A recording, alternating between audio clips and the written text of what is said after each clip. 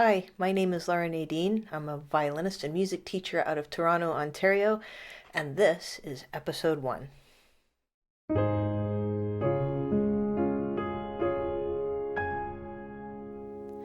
May 20th, 2025 would have been my father's 88th birthday, and in his memory I'm bringing you this, Love Louder. This campaign is designed to teach you how to play the violin. I'm going to carefully walk you through the very first year. So one episode every week on Sunday posted for 1 full year, hopefully giving you the foundation that you need in order to learn to play the violin.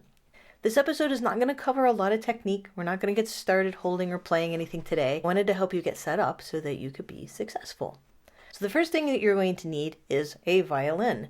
Now there are so many violin choices available online, and I know it's really overwhelming for so many different people, but I'm going to try to simplify this for you. So for students that are coming to me from Canada, I honestly recommend Long & McQuaid. They have plenty of instruments that are available both for rental and purchase that are in a variety of sizes and prices to fit every budget and every need. If you live somewhere else in Canada away from a city and there is a small music store near you, a family-owned business, absolutely go check them out. Most of those businesses are fantastic and they're able to help you. What I'm going to ask you to avoid, though, are 2 very specific places. 1, don't visit pawn shops. Pawn shops are not instrument retailers. They don't know what instruments need, how they need to be stored, or how they have to be cared for in order to be ready to rent out for the next student. No matter how good of a deal it looks, please don't waste your money. I have had to send so many students back with very sad stories and wasted money because they went to a pawn shop. Another place I'm going to ask you to avoid, at least for your instrument purchase, is Amazon.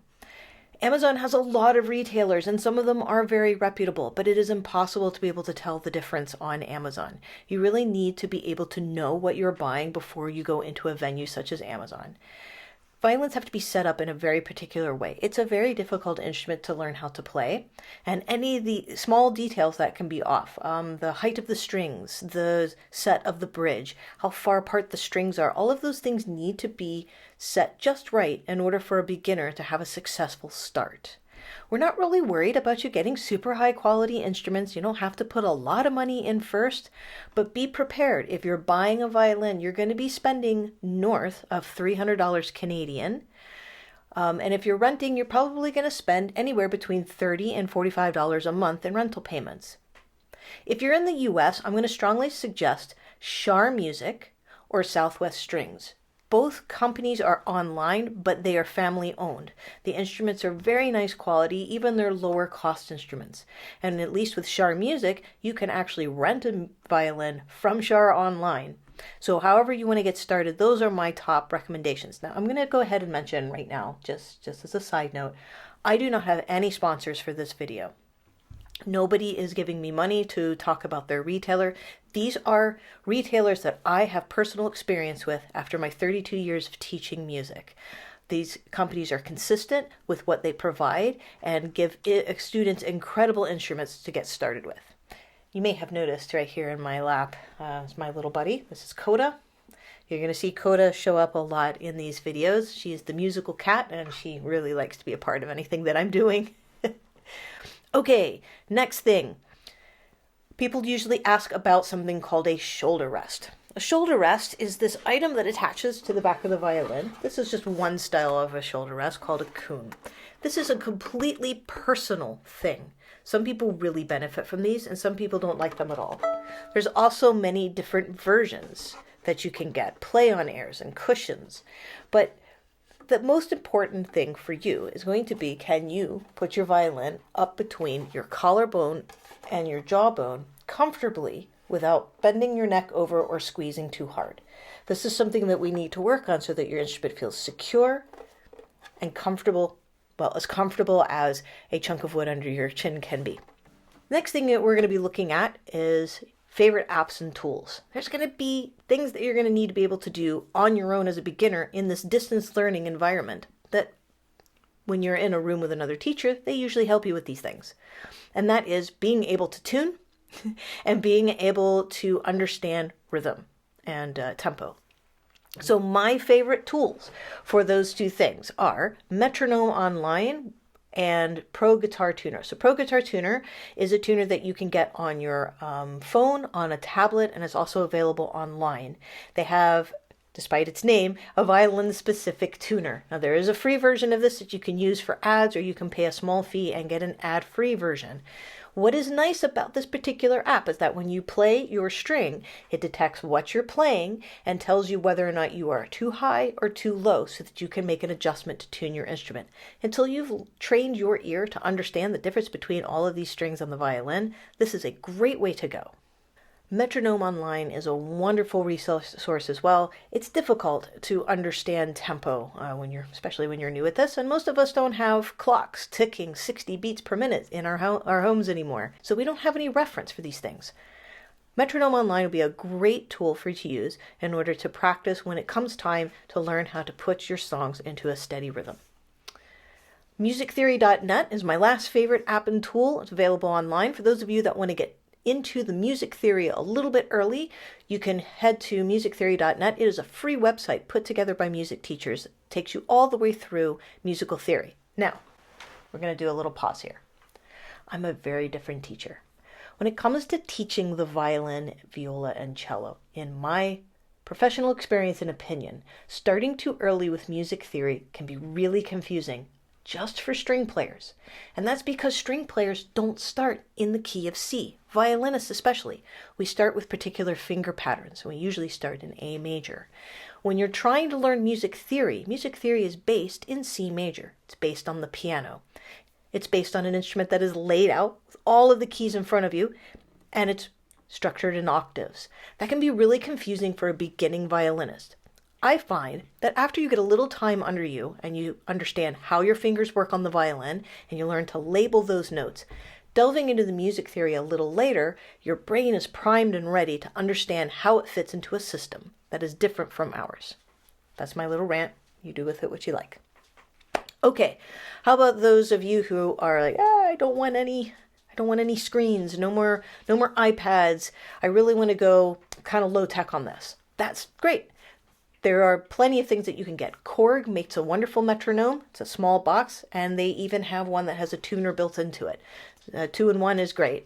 You don't have to have anything but the little box and the battery it comes with. There's also the clip-on violin tuner, which I've seen. I like the ones that clip to the body of the instrument better than the ones that clip to the peg, for many reasons. One, clipping it to the peg means you have to move it as you start tuning the other strings. Clipping it to here, it doesn't always stay still, and I don't think it detects the pitch quite as well. These body clip ones seem to be doing really nice, and they have a nice big display so that you can work on tuning your instrument. I also highly recommend a music stand. And I realize that this is a specialized thing, and you're not going to use it outside of doing music. They have really inexpensive versions. You get what you pay for with music stands, flat out. But what I need you to be able to do is that when we start looking at the music page, you need to be able to sit up with a straight back and the crown of your head up and have a nice support for your violin and plenty of room to move. If you have to bend over to look at your music, everything tends to droop and it leads to bad technique, especially in these beginning days. So if you don't have room for a music stand, or you don't have anywhere to put it, buy some tape it up on the wall, or put it someplace where you can sit up in a really... So I bet everyone's dying at this point to ask me, what method are you going to use? This is also where I'm very different. I was brought up in the Suzuki tradition. That's true. But I also teach from all different kinds of methods.